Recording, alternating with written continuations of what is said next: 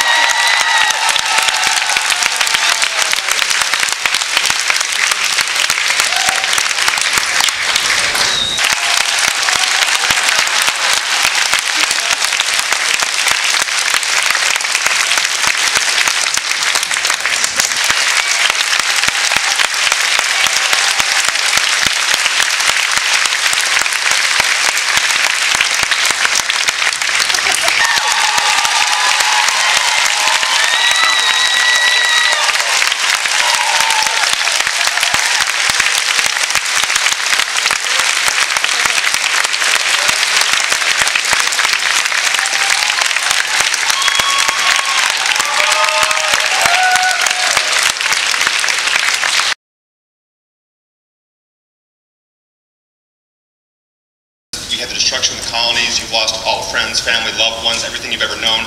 These were people struggling after a nuclear holocaust. We didn't go to the party planet. Frack.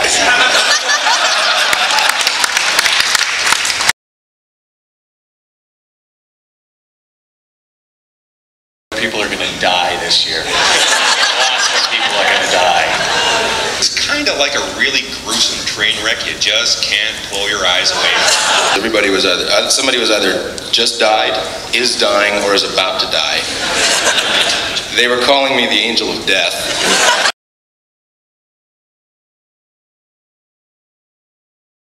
We have a gun and a jeep.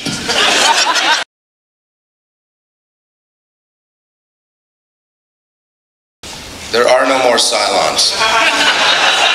What you see is what you get. Have you seen her spine glowing? I haven't been in a position with her to see.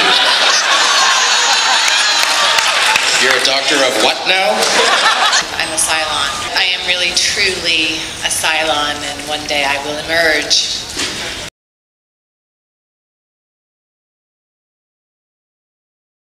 Well, I can say all right.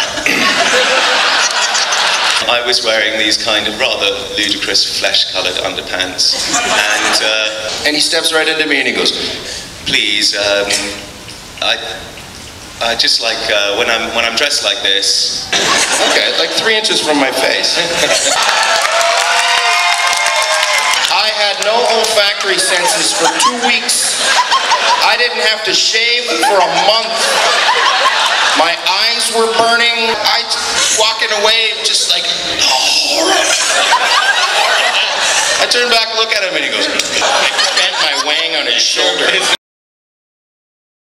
I know that my administration is different to Rosalind's, but it shouldn't be different because I don't have anybody in my administration. And essentially there was nobody in my administration apart from 2 girls who turned up. And we knew what to do with them, essentially, because there was nothing else to do. Yes, she's more sorry than I am.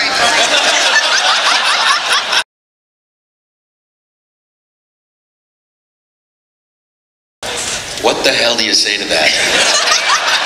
Thank you very much. You have to put your head in a very dark space to kind of maintain the credibility. And nobody's perfect. Nobody, a hero sometimes is just a guy who can actually get from, take one step. And sometimes we fail, sometimes we succeed, but we obviously fail, like all human beings do. A lot of people come up and say, you're a bad guy. And I go, no. I said, I don't think anybody deep in their heart thinks of themselves as a bad guy. It's just that sometimes we get run over with a 10-ton truck, you're a little pissed off at life, and you start making some decisions that end up doing some destructive things, but we all do that.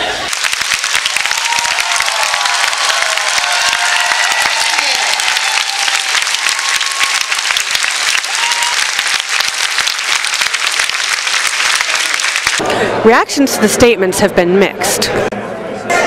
You know, at this point, I'm really not believing what Baltar is trying to do.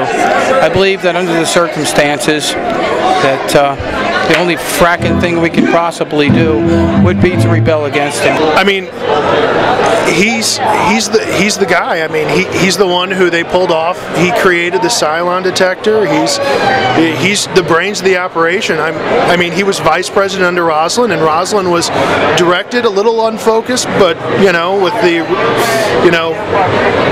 not necessarily holding on to reality at points, but I mean, he's the go-to guy. He seems to have the brains. He's a strange little man, and as much as he talks to himself, I wouldn't be surprised if he was connected with the Cylons in some way, shape, or form. I will do what's best for what's left of humanity. I think we have to do our best to find ourselves a place in the universe and just settle down and do what we can to rebuild our population. I think it's a bad strategic military move. I think they were prone to Cylon attack, and not a lot of forethought was put into this, honestly. Me and my father will be up orbiting the planet, defending the fleet, what's left of it anyway. But for the time being, I think that we're at serious risk. And ma'am, what's your opinion on the Cylons? We'll let her out of her cell. What are you doing here? Where's Hilo? Hilo? Come on. Hilo? For Colonial News Network, I'm Amy Hale.